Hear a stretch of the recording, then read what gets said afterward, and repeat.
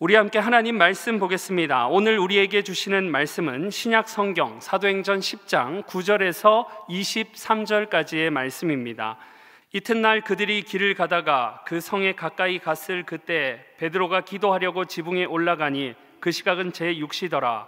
그가 시장하여 먹고자 하매 사람들이 준비할 때 황홀한 중에 하늘이 열리며 한 그릇이 내려오는 것을 보니 큰 보자기 같고 네 귀를 메어 땅에 들이웠더라. 그 안에는 땅에 있는 각종 네 발 가진 짐승과 기는 것과 공중에 나는 것들이 있더라. 또 소리가 있으되 베드로야 일어나 잡아 먹으라 하거늘 베드로가 이르되 주여 그럴 수 없나이다. 속되고 깨끗하지 아니한 것을 내가 결코 먹지 아니하였나이다 한데 또 두 번째 소리가 있으되 하나님께서 깨끗하게 하신 것을 내가 속되다 하지 말라 하더라. 이런 일이 3번 있은 후 그 그릇이 곧 하늘로 올려져 가니라.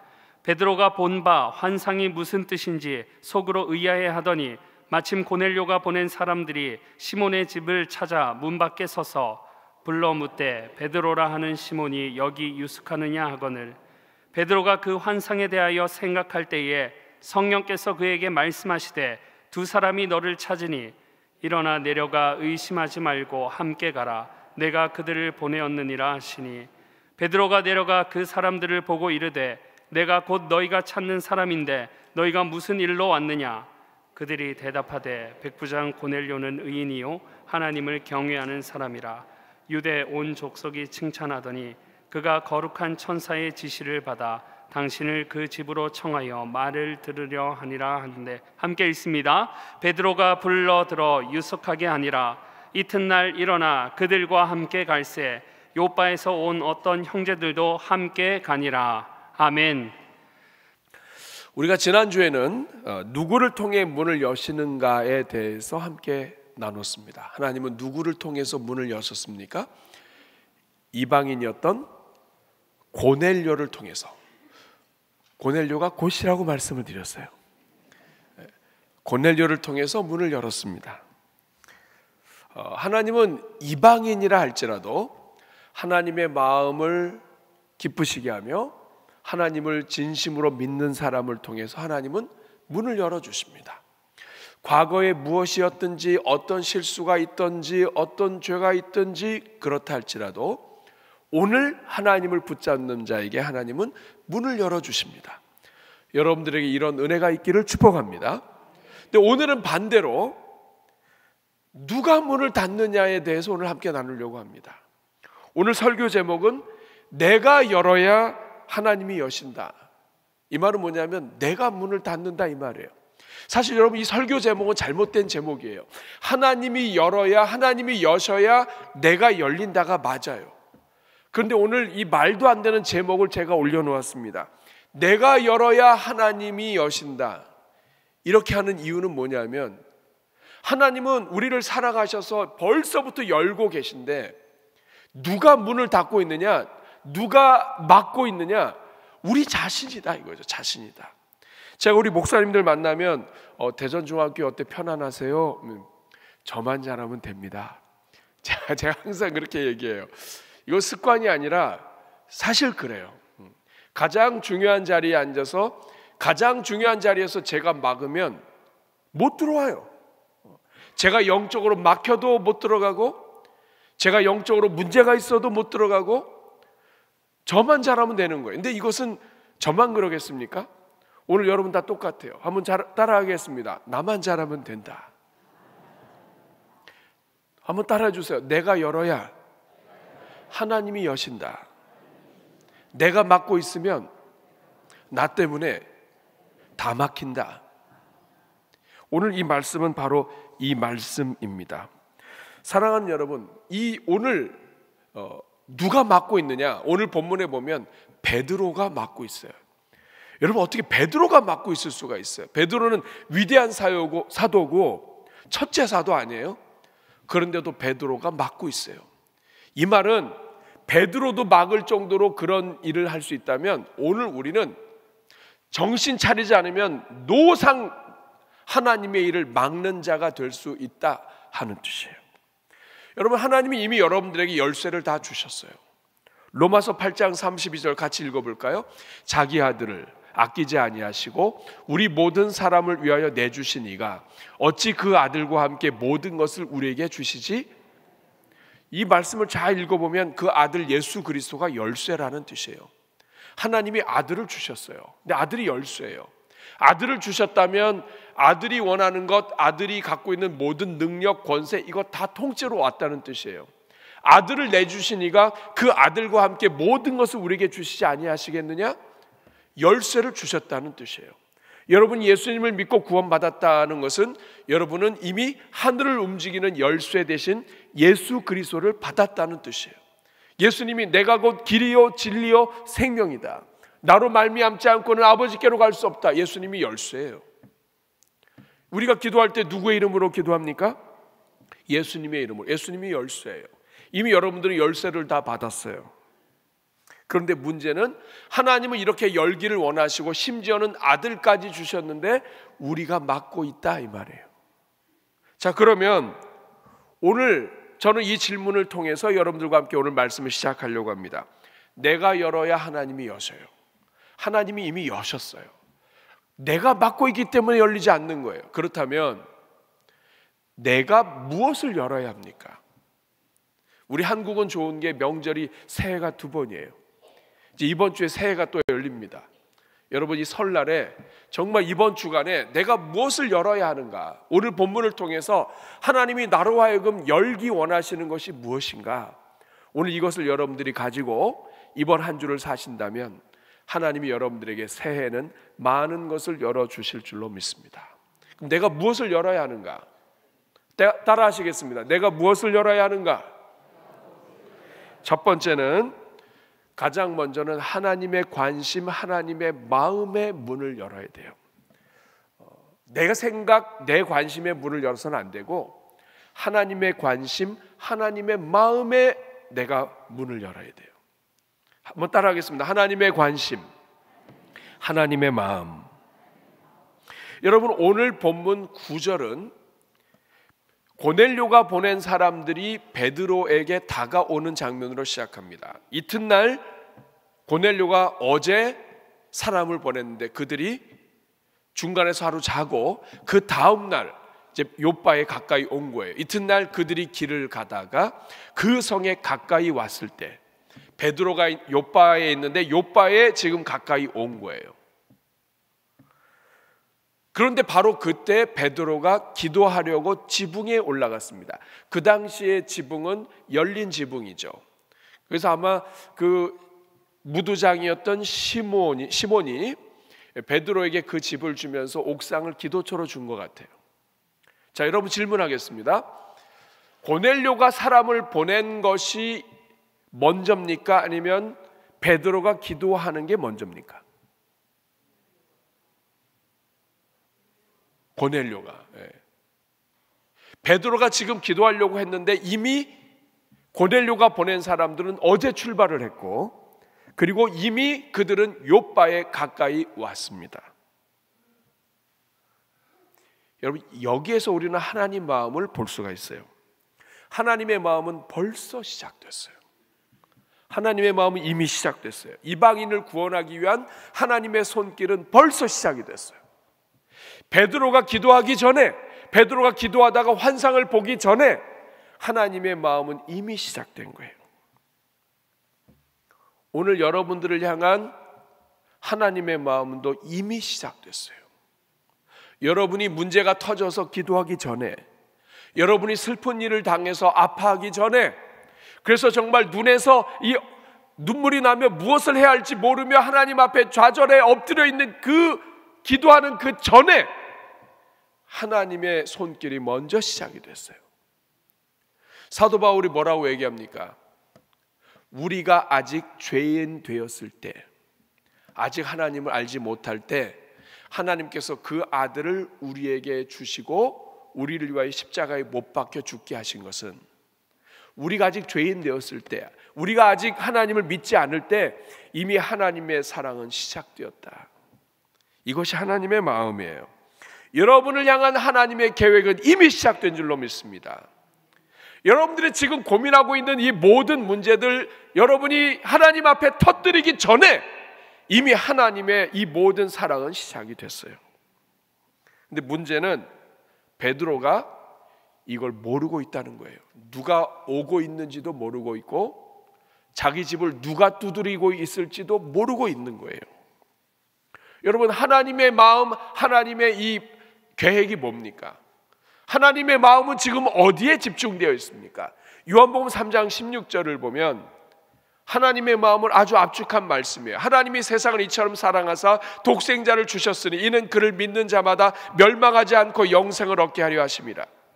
사람들이 인생이 아담과 하와가 마귀에게 넘어져서 타락하게 되었 그 순간부터 하나님은 모든 인류를 회복하기 위한 하나님의 계획을 갖고 계셨어요. 하나님이 세상을 이처럼 사랑하사 독생자를 주셨으니 누구든지 믿는 자마다 멸망하지 않고 영생을 얻게 하는 것, 이게 하나님의 마음이에요. 이것을 위해서 아담과 하와가 타락하자마자 하나님이 가장 먼저 주신 말씀이 창세기 3장 15절이에요. 지금은 비록 아담과 하와가 타락했지만 창세기 3장 15절에 뭐라고 얘기합니까? 내가 여자의 후손을 보낼 것이다. 내가 너로 여자와 원수가 되게 하고 내 후손도 여자의 후손과 원수가 되게 하는데 내가 여자의 후손을 보낼 것이다. 여자의 후손이란 말은 유대인들에게 없는 말이라고 말씀드렸어요. 남자의 후손이에요. 여자의 후손이란 말은 남자가 없는 후손이란 뜻이에요. 동정녀 마리아를 통해서 이 말이 그대로 이루어지신 분이 예수님이에요. 예수님이 오실 텐데 예수님이 오시면 뱀의 머리를 상하게 할 것이다. 하나님이 이 일을 위하여 아브라함을 선택하시고 그리고 다윗의 왕국을 일으키시고 그리고 그 유다 핏줄을 통해서 결국에는 예수님이 오게 하십니다. 하나님이 얼마나 많이 기다리시고 하나님이 얼마나 많은 열정으로 이 핏줄을 보호하셨는지 몰라요. 그리고 드디어 예수님이 오셔서 십자가 달려 죽으시고 부활하시고 구원을 이루셨어요. 거기서 끝나지 않습니다. 사도행전 1장 8절에 예수님께서 성령이 이제 임하시게 되면 예루살렘, 유다, 사마리아 땅끝까지 이르러 너희들이 증인이 될 것이고 온 세상을 향한 구원이 일어날 것이다. 마태복음 28장 19절에 그러므로 너희는 가서 모든 민족으로 제자를 삼아라. 이 우리 주님의 말씀이에요. 그런데 이렇게 열정이 있으시고 뜨거우시고 하신 이 하나님 아버지의 마음을 베드로도 잘 몰라요. 막혀 있어요. 자신이 가지고 있는 여러 문제 때문에 막혀 있어요. 여러분, 성령이 임하셨습니다. 예루살렘에 하나님의 불이 떨어졌어요. 예루살렘에 수많은 성도들이 나오고 교회가 생겼습니다. 그런데 거기서 떠나질 않고 있어요. 하나님이 어떻게 하시나요? 사도행전 8장에 핍박이 일어납니다. 핍박이 일어나니까 어쩔 수 없이 다 흩어져요. 그럴 때도 사도들은 예루살렘에 있었어요. 핍박이 일어나서 흩어지면서 빌립 집사가 사마리아로 갑니다. 그리고 사마리아에서 복음을 전하고 드디어 사마리아 사람들에게 하나님의 은혜가 임해요. 베드로와 요한이 그때 가서 사마리아에 가서 기도할 때 성령이 임합니다. 베드로와 요한이 먼저 하지 않아요. 빌립 집사가 먼저 가서 복음 전해요. 지금 핍박이 일어난 이유가 뭐예요? 하나님께서는 움직이지 않으니까 핍박을 통해서 강제로 흩으셔가지고 온 땅에 복음 전하게 하시는 거예요. 자, 그러는 가운데 이방인에 대한 구원이 있습니다. 지금 하나님이 이방인의 구원을 준비하고 있는데 베드로는 몰라요. 하나님의 마음이 이렇게 뜨거운데 왜 핍박이 일어났는지, 왜 이런 일이 일어나는지, 왜 이 베드로가 가는 곳마다 기적이 일어나는지, 왜 자꾸 베드로는 예루살렘으로 돌아가거나 아니면 딴 데 가고 싶은데 자꾸 요바로 불러서, 그리고 결국에는 고넬료가 있는데 가까운 데로 하나님이 지금 인도해 가고 계시는지 베드로는 몰라요. 하나님은 이끌고 가고 계시는 거예요. 여러분, 이 하나님의 입장에서 보면 지금 하나님이 계속 이끌고 계시는 거예요. 베드로가 몰라요. 오늘 우리도 마찬가지입니다. 우리가 신앙생활을 오래 해도 하나님의 마음을 알지 못하면 우리가 중요한 자리에서 하나님의 역사와 하나님의 은혜를 막을 수가 있어요. 여러분, 신앙생활을 오래 했다고 해서 하나님 마음 아는 거 아닙니다. 탕자 형을 보세요. 아버지 집에 늘 있었어요. 근데 아버지가 왜 밤마다 한숨을 쉬시는지, 이른 아침이 되면 왜 이 아버지가 밖에 나가서 문 밖에서 기다리시는지, 그걸 보고도 그 아버지의 마음을 잘 헤아리지 못해요. 여러분, 부모의 마음을 아는 것이 철들었다는 거죠. 이 탕자의 형은 늘 집에 있었고 중요한 자리에 있었고 상속자의 자리에 있었지만 아버지의 마음을 몰랐던 거예요. 왜 아버지가 자꾸만 나가시는지, 왜 아버지의 얼굴이 웃으시는데 한쪽에 그늘이 있는지, 그 아버지의 마음을 조금만 알았다면 그 아버지를 더 시원하게 할 텐데, 끝까지 붙잡는 게 뭐냐면 자기 생각이에요. 나의 관심, 나의 마음. 탕자 동생은 집에 와서는 안 돼. 이게 자기의 마음이에요. 집에 왔다 할지라도 받아주면 안 돼. 반지 껴주면 안 돼. 이게 형의 마음이에요. 그러니 아버지의 마음을 같이 있으면서도 아버지의 마음을 몰라요. 여러분, 오늘 우리가 이렇게 살 때가 많습니다. 오늘 여러분들의 마음은 어디에 있나요? 오늘 여러분의 관심은 어디에 있습니까? 정말 여러분이 소중하게 여기는 그것, 하나님이 정말 그거 소중히 여기신다고 생각하세요? 우리 교회가 선교적 교회를 주창하는 이유는, 선교적 교회는 가장 중요한 것이 무엇이냐를 교회가 놓쳐서는 안 된다는 뜻이에요. 예수님께서 부활하시자마자 가장 먼저 말씀하신 것이 나도 너희를 보내노라. 이 땅에 있는 교회는 다 보냄받은 교회예요. 함께 모여서 예배드리지만 흩어져서 각자의 삶 속에서 보냄받은 자로, 일상의 선교사로, 복음 증거자로, 하나님의 증인으로 사는 사람들이 교회예요. 근데 이거를 놓치면 복을 못 받아요. 선교적 교회를 이야기하는 이유는 모든 성도들이 복을 받는 교회, 정말 하나님의 마음을 시원케 해드리는 교회, 하나님의 관심에 항상 초점을 맞추는 교회, 그 교회로 가야 하나님이 이 교회를 통해 역사하시고 복을 주시기 때문에 우리가 선교적 교회, 미셔널 처치라고 얘기하는 거예요. 사랑하는 여러분, 이제 진짜 새해가 시작이 됩니다. 새해에는 하나님의 마음을 흡족하게 했으면 좋겠어요. 여러분, 우리가 친구들이 많이 있어도 그 마음을 헤아려주는, 내 마음을 헤아려주는 친구가 하나라도 있으면 그 친구 때문에 위로를 받아요. 아무리 사람들이 많아도 누군가가 내 마음을 알아주면, 사람은요 자기 마음을 알아주는 사람에게 마음이 열리고요, 마음을 주면 다 주게 돼 있어요. 사도행전 13장 22절 말씀을 보면 하나님께서 다윗을 왕으로 세우시고 말씀하셨습니다. 내가 이새 아들 다윗을 만나니 내 마음에 맞는 사람이라. 마음이 맞는다, 이 말은 뭐냐면 마음이 통한다. 하나님의 마음을 다윗이 알고 다윗의 마음을 하나님이 아는데 서로 통했다. 그런데 더 중요한 말이 그 다음에 나와요. 이 다윗을 통해 내 뜻을 다 이루리라. 하나님은 누구를 통해서 뜻을 이루시나요? 하나님의 마음을 아는 사람, 하나님 마음과 통하는 사람. 누가 문을 엽니까? 하나님의 마음을 아는 자를 통해 열어요. 누가 문을 막습니까? 하나님의 마음을 알지 못하면, 나는 중요한 것이 이거라고 생각하면서 그 자리에 있는 그 동안에 하나님 마음을 알지 못하기 때문에 그 자리에 서서 문을 막고 있고 길을 막고 있고 복이 흘러오는 것을 막고 있는 거예요. 그러면 여러분 기도하셔야 돼요. 주여, 하나님 아버지의 마음을 아는 자가 되게 하옵소서.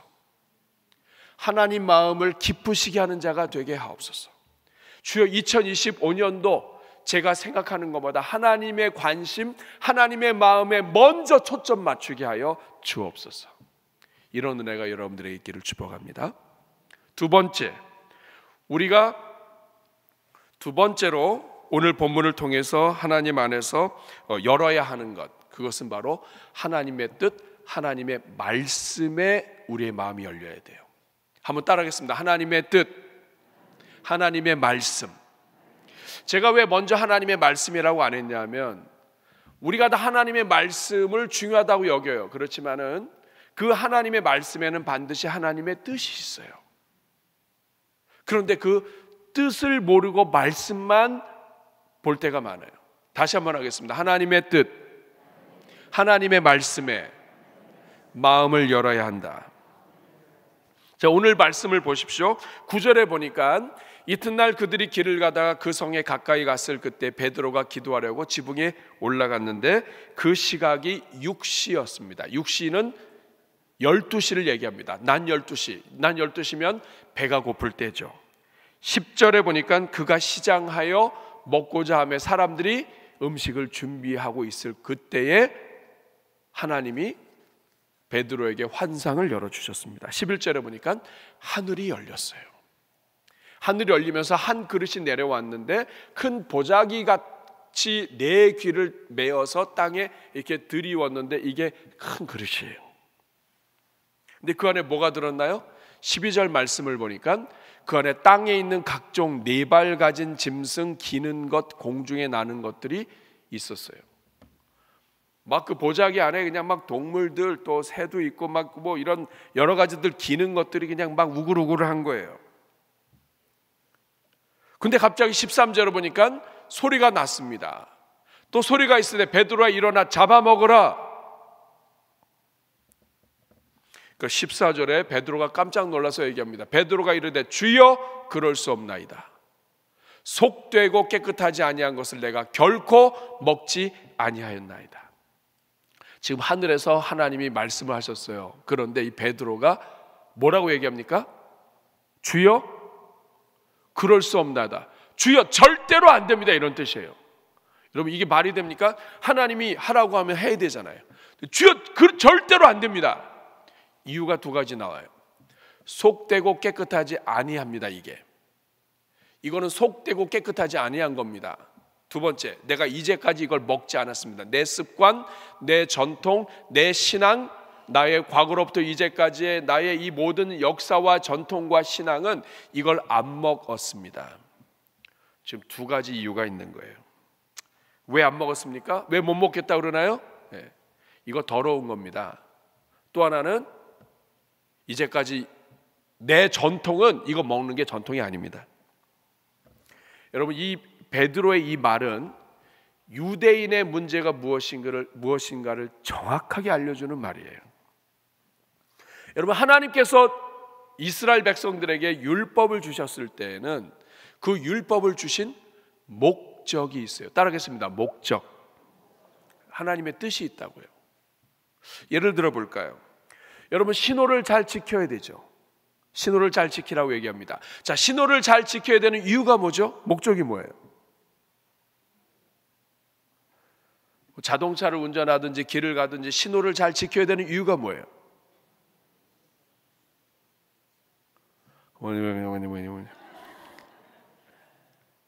신호를 지키지 않으면 어떤 문제가 생기나요? 사고가 나고 사람이 다치거나 죽을 수가 있어요. 결국 신호를 잘 지켜야 되는 이유가 뭐예요? 사람을 보호하고 살리기 위한 거예요. 그러니까 결국 신호는 사고로부터 보호하고 사람의 생명과 재산을 보호하기 위한 거예요. 누구를 위한 거예요? 사람을 위한 거예요. 그런데 신호를 지키라고 하는 이것은 사람을 위한 건데 이 사람을 위한 것에 관심 갖기보다는 빨간불에선 서야 되고 노란불이 켜진 다음에 10초 후에 뭐 어떻게 해야 되고 손을 들어야 되는데 손을 들 때는 왼손을 들어야 되고 왼손을 들 때는 15cm 높여서 들어야 되고 자전거를 타던 사람은 자전거에서 내려야 되고 이런 것들은 다 의미는 있지만 부수적인 거예요. 그런데 사람을 살려야 되는 이 가장 큰 뜻은 관심이 없고 규칙을 지켰는지 안 지켰는지 이거를 했는지 안 했는지 여기만 관심을 갖는다면 이거는 목적을 상실한 거예요. 유대인들 똑같습니다. 하나님이 안식일을 지키라고 그랬어요. 여러분 안식일을 왜 지켜야 되나요? 안식일을 지키라고 하신 목적이 뭐예요? 안식일이니까? 성경에는 두 가지 이유가 나옵니다. 첫째는 뭐냐면 하나님이 천지를 창조하셨는데 마지막 날에 쉬었습니다. 안식하셨어요. 이 말은 뭐냐면 안식일을 지키는 것을 통해서 우리 하나님이 천지의 창조주이신 것을 내가 믿는 거예요. 그러니까 안식하면서 우리 하나님이 천지를 지으셨습니다. 하나님이 창조하셨고 천지를 지으셨기 때문에 내가 안식합니다. 이거를 고백하는 게 목적이에요. 또 하나는 뭐냐? 출애굽한 다음에 하나님이 안식일에 대한 이야기를 또 하나 주셨어요. 뭐냐면 너희는 안식일을 지켜라. 왜? 내가 너희를 애굽에서 구원해냈다. 너희를 자유케 했다. 여러분, 죄로부터 구원받지 않고 노예로부터 해방되지 않으면 그 안식이 참된 안식이 아니에요. 그래서 하나님 말씀하십니다. 출애굽한 다음에 안식일을 지켜라. 하나님은 구원자이시다. 그래서 여러분, 오늘 우리가 안식일을 지키는 것은 두 가지 의미예요. 우리 하나님이 창조주예요. 안식일을 지키면서 우리 하나님이 창조주입니다. 그리고 안식일을 지키면서 죄로부터 구원받았기 때문에 진정한 안식을 누릴 수 있는 권리와 그 은혜가 우리에게 있습니다. 나는 구원받았고 우리 하나님이 구원자이십니다. 이거를 선포하는 게 안식일을 지키는 거예요. 그런데 유대인들이 어떤 짓을 했냐면, 안식하려면 일을 하지 말아야 되는데, 일을 하려면 노동하지 말아야 되고 움직이지 말아야 되는데 너무 많이 움직이면 땀이 나요. 그래서 유대인들 어떻게 생각했냐면, 땀나기 전까지 걷는 건 괜찮고 땀난 때까지 걸으면 그건 일하는 거다. 그러니까 안식일에 안식이 안 된다. 그러니까 어떻게 했냐면, 그래서 발걸음을 재보니까 800m까지는 땀이 안 나요. 근데 800m가 넘으면 땀이 나기 시작을 해요. 그래서 800m까지는 걸을 수 있어요. 800m 넘어가면 율법을 어기는 거예요. 심지어는 하나님의 아들 예수님이 오셔서 안식일에 병을 고쳤어요. 여러분, 예수님이 말씀하세요.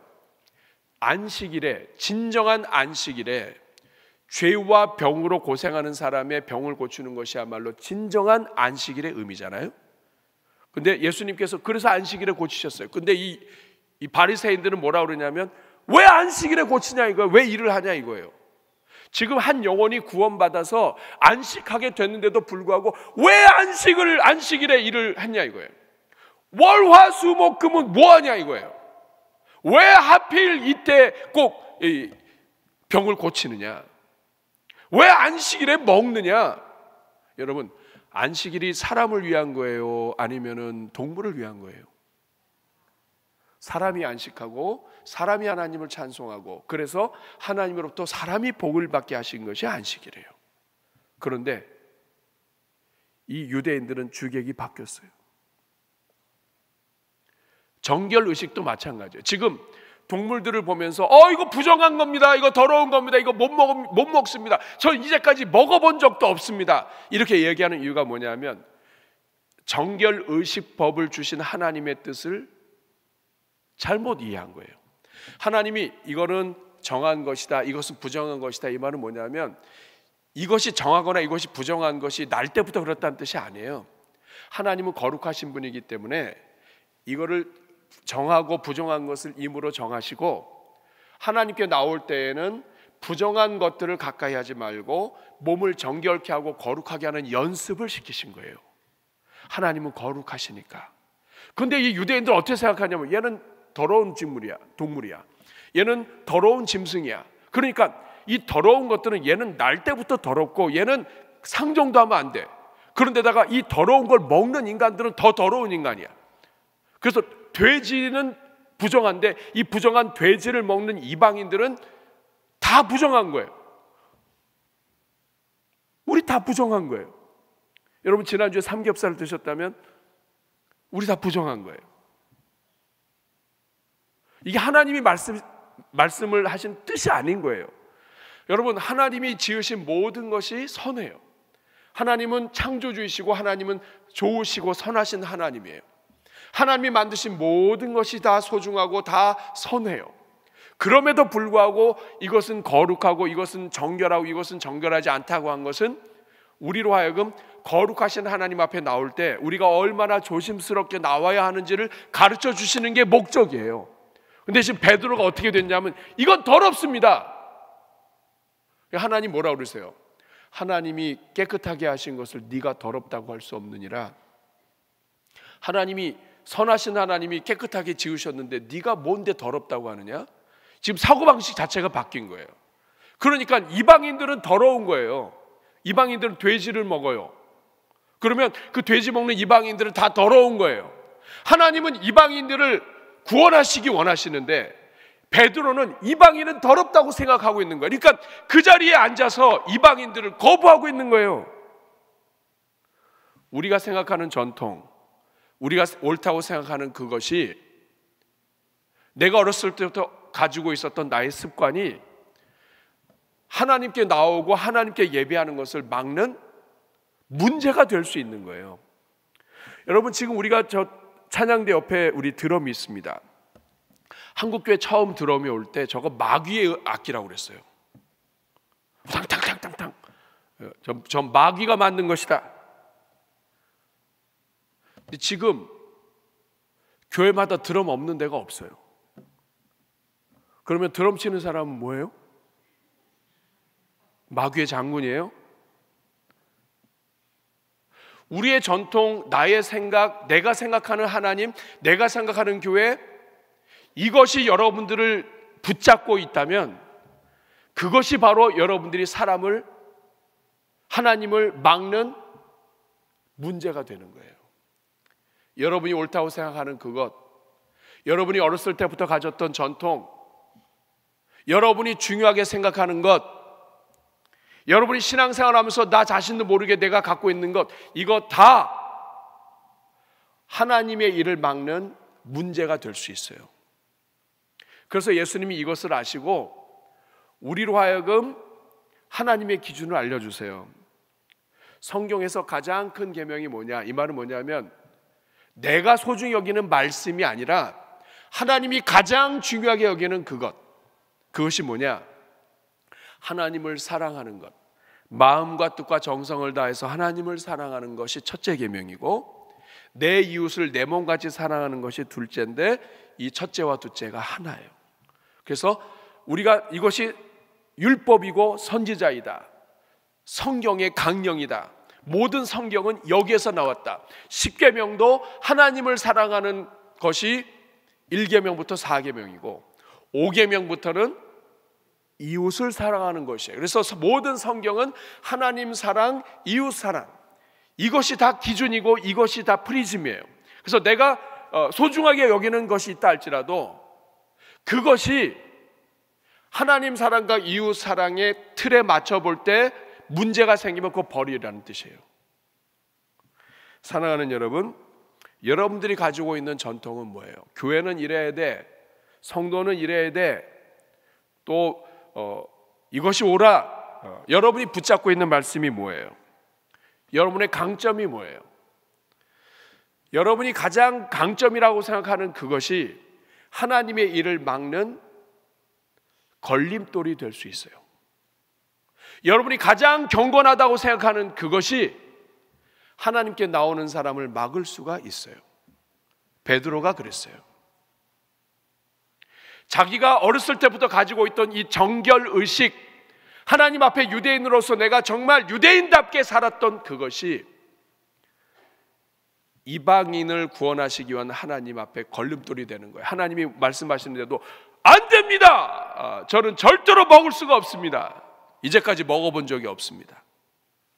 그 자리에 앉아서 이방인의 구원을 막고 있는 거예요.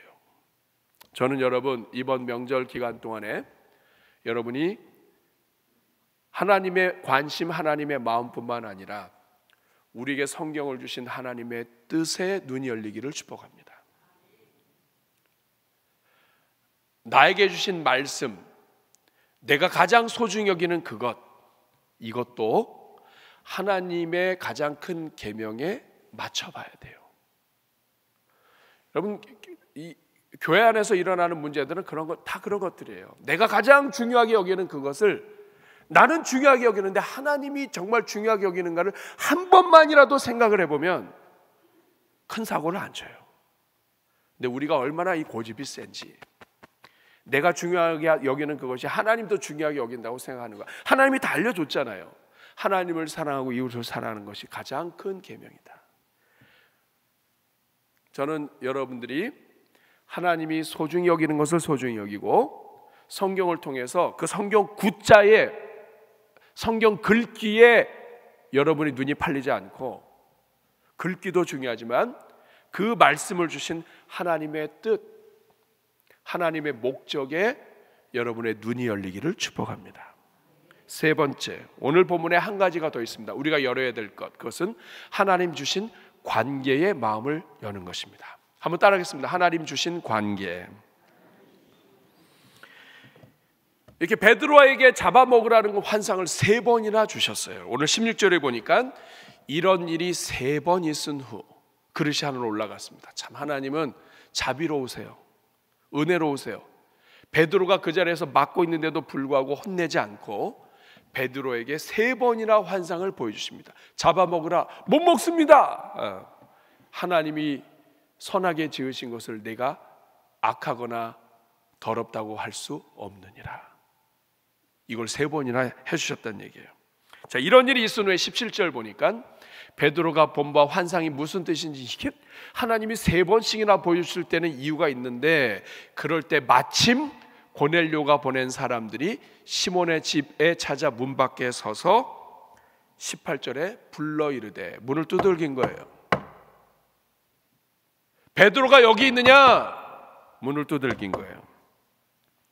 19절에 보니까 베드로가 환상에 대해서 생각할 때에 하나님이 성령을 통해 또 한 번 가르쳐 주세요. 그에게 말씀하시되, 2 사람이 너를 찾으니 일어나 내려가서 의심하지 말고 함께 가라. 내가 그들을 보냈느니라. 왜 이렇게 하셨을까요? 환상을 보내줘도 못 깨달아요. 더군다나 고넬료가 보낸 사람들은 이방인들이에요. 이방인들이 와서 오라 그러면 가겠어요? 의심하지 말고 가라. 내가 그들을 보냈느니라. 자비로우신 하나님이 성령을 통해 가르쳐 주신 거예요. 그러자 21절에 보니까 베드로가 내려가 그 사람들을 보고 이르되, 내가 곧 너희가 찾는 사람인데 너희가 무슨 일로 왔느냐. 사람 만나기 전에 하나님이 성령을 통해 먼저 말씀하셨습니다. 22절 같이 읽겠습니다. 그들이 대답하되, 백부장 고넬료는 의인이요 하나님을 경외하는 사람이라 유대 온 족속이 칭찬하더니 그가 거룩한 천사의 지시를 받아 당신을 그 집으로 청하여 말을 들으려 하노라 한대. 여러분, 만약에 환상도 없었고 성령의 인도하심도 없었다면 무슨 이방인이 환상을 봐요? 그리고 무슨 이방인하고 같이 걸어가요? 여러분, 이방인하고 상종을 안 하는데 이방인하고 같이 걸어가요? 말도 안 되는 거예요. 그런데 하나님이 베드로의 마음을 움직이셨어요. 하나님이 이방인에 대한 문을 열고 계시는구나. 23절 같이 읽겠습니다. 베드로가 불러들여 유숙하게 하니라. 이튿날 일어나 그들과 함께 갈새 요바에서 온 어떤 형제들도 함께 가니라. 여기 보면 천지가 바뀌는 놀라운 말이 23절에 나와 있어요. 그게 뭔지 아세요? 베드로가 불러들여 유숙하게 하니라. 베드로가 불러들여서 그 집에서 머물고 같이 자고 그 다음날 아침에 일찍 같이 출발했다는 뜻이에요.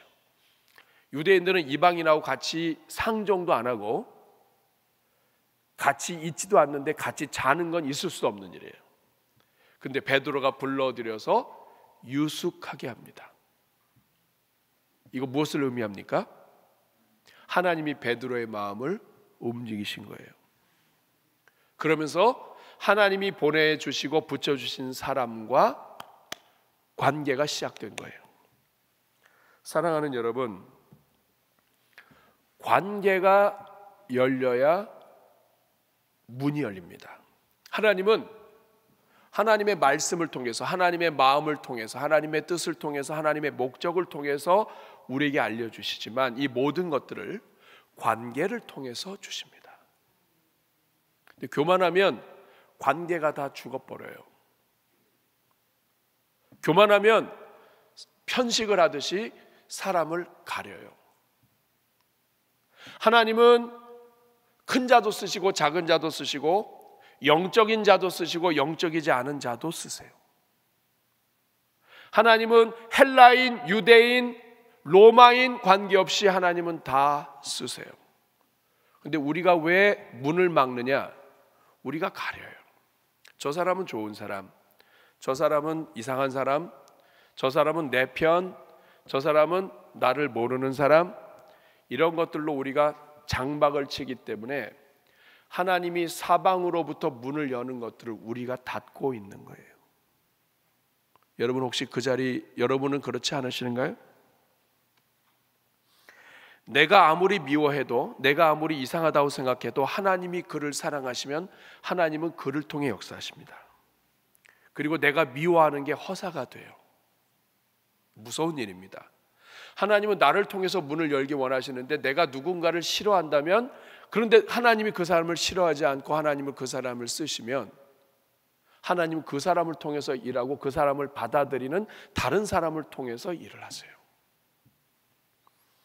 사울이 아무리 다윗을 미워해도 하나님이 다윗을 사랑하시면 사울이 버림받는 거예요. 이방인을 아무리 미워해도 하나님이 이방인의 손을 들어주시면 이스라엘이 망하는 거예요. 내가 생각할 때 저 사람은 틀렸고 내가 생각할 때 저 사람 문제가 있다고 하지만 그 문제가 있는 사람을 하나님이 들어주시고 하나님이 붙잡으시고 하나님이 쓰시면 그 문제가 있는 사람을 통해 문이 열리는 거예요. 그러니까 여러분, 여러분이 기준이 되면 안 되는 거예요. 내가 기준이 되면 안 되는 거예요. 하나님이 여러분에게 주신 관계에 문을 다 열으셔야 돼요. 하나님은 뛰어난 몇 사람과 일하지 않습니다. 밀어내도 하나님의 마음에, 하나님의 손길에, 하나님의 역사에 눈이 열려 있는 사람을 통해 일하십니다. 오늘 나에게 주신 관계들을 소중히 여길 때 하나님의 계획이 시작되는 거예요. 소중히 여긴다고 하는 것은 그 한 사람 한 사람을 중요하게 여기는 거예요. 하나님이 그 사람을 통해 역사하신다. 성경은 똑같아요. 소자에게 냉수를 주는 사람은 하나님이 결단코 상을 잃지 않게 할 것이다. 하나님 그 소자도 중요시 여긴다는 거예요. 근데 우리가 문제인 거예요. 우리는 소자, 작은 자, 형편없는 자, 우리가 볼 때 중요하지 않은 자, 들어가는 것만 많이 들어가고 나오는 게 없는 사람은 함부로 대하거나 중요하게 여기지 않아요. 그래서 하나님의 일을 내가 맡고 있는 거예요. 내가 용납하는 사람 숫자만큼 하나님의 능력이 나타나는 거고요. 내가 용납하지 않는 사람들의 숫자만큼 하나님의 능력이 제한되는 거예요. 내가 열어야 하나님이 열고, 하나님이 이미 여신 것을 내가 열어야 내가 복을 받고 나를 통해 다른 사람이 복을 받는 거예요. 소중히 여긴다는 것은 한 사람 한 사람에게 최선을 다하는 거예요. 인사를 잘하고, 중요한 사람은 인사 잘하고, 그렇지 않으면 인사도 안 하고, 콧방귀 끼고, 이런 말은 없었는데 원고에, 축복하고 친절히 대하고 마음으로부터 예절을 다해서 인사하고 존중하는 것. 행여 한 사람이라도 하나님의 뜻이 나에게 다가오는데 내가 인사를 잘못하거나 내가 함부로 대했거나 한 것 때문에 문제가 생기면 그 사람을 통한 하나님의 역사가 끊어버리는 거예요. 내가 막는다고요. 우리의 편협함이 맞고, 우리의 이 고집이 맞고, 우리의 교만이 맞고, 잘났다고 생각하는 우리 자신이 막는 거예요. 마태복음 7장 12절을 보면 같이 읽겠습니다. 그러므로 무엇이든지 남에게 대접을 받고자 하는 대로 너희도 남을 대접하라. 이것이 율법이요 선지자니라. 성경 율법이요 선지자라는 말은 성경 전체 핵심이에요. 뭐냐? 남에게 대접을 받고자 하는 대로 너희도 남을 대접해라. 어느 사람도 제외하지 않고 대접받길 원한다면 먼저 대접하라. 그 사람이 나에게 대접하든 안 하든 내가 대접해라. 이제 오늘부터 명절 연휴가 시작돼요. 명절은 사람들과의 만남이에요. 특별히 친척들, 핏줄은 가깝지만 사실 친척과 정말 사랑하고 가까이 지내는 거 쉽지는 않아요. 명절이 없다면 핏줄이면서도 한 번도 못 만나고 넘어갈 가능성이 많죠. 여러분의 핏줄 어느 누구도 함부로 대해서는 안 됩니다. 그들을 섬기고 그들을 축복하는 것은 하나님이 또 우리에게 주신 사명이에요. 그 중에는 불신자도 있고 그 중에는 여러분을 핍박하는 자도 있어요. 그러나 그렇기 때문에 여러분들이 기회가 있을 때마다 성심을 다하셔야 돼요. 왜냐하면 하나님의 뜻과 하나님의 계획은 여러분을 통해서, 심지어는 여러분을 박해하는 사람을 통해서도 다가오기 때문에 그렇습니다. 말씀을 맺을게요. 말 못하는 아이가 늘 자기 곁에 있는 엄마를 바라봅니다. 말도 못해요. 태어난 지 얼마 안 됐어요. 근데 늘 먹을 거 주고 또 젖도 주고 또 사랑도 해주고 대소변 가려주고 기저귀 갈아주고, 그리고 뭐 울면은 또 와서 이렇게 끌어안고, 또 막 너무 막 배도 고프고 그래서 막 그러면 막 들고 막 왔다 갔다 하고, 막 속이 아파서 막 울면 또 막 이렇게 하고, 그러면서 계속 이 엄마가 얘기하는 거죠. 엄마, 내가 네 엄마다. 엄마. 근데 얘가 말을 못해요. 그러다가 어느 한 시점에 엄마라고도 안 했어요. 어머 그랬는지도 몰라요. 근데 그 소리 듣자마자 엄마가 난리가 납니다. 엄마라고 그랬다. 엄마, 여보, 엄마, 내가 네 엄마야.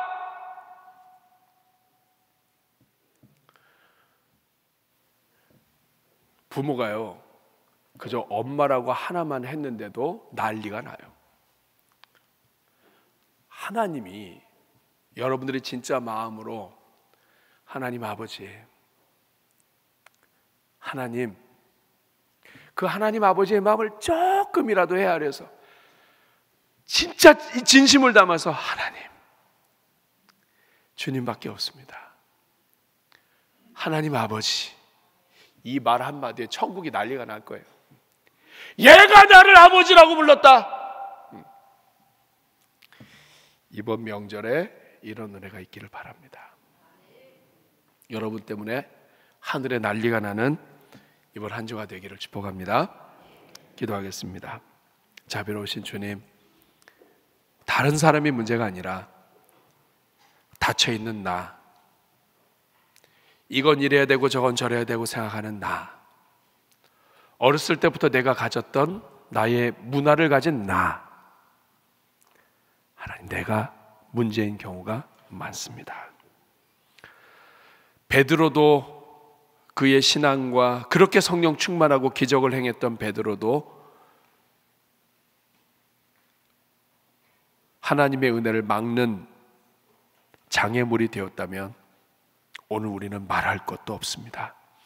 하나님, 이 자리에 있는 주의 종들 주님 은혜 주시고, 이번 한 주 또 새해부터 정말 하나님의 마음, 하나님의 뜻, 그리고 하나님께서 붙여주신 한 사람 한 사람 소중히 여기는 가운데 모든 문들이 활짝 열리는 주의 종들 다 되게 하여 주옵소서.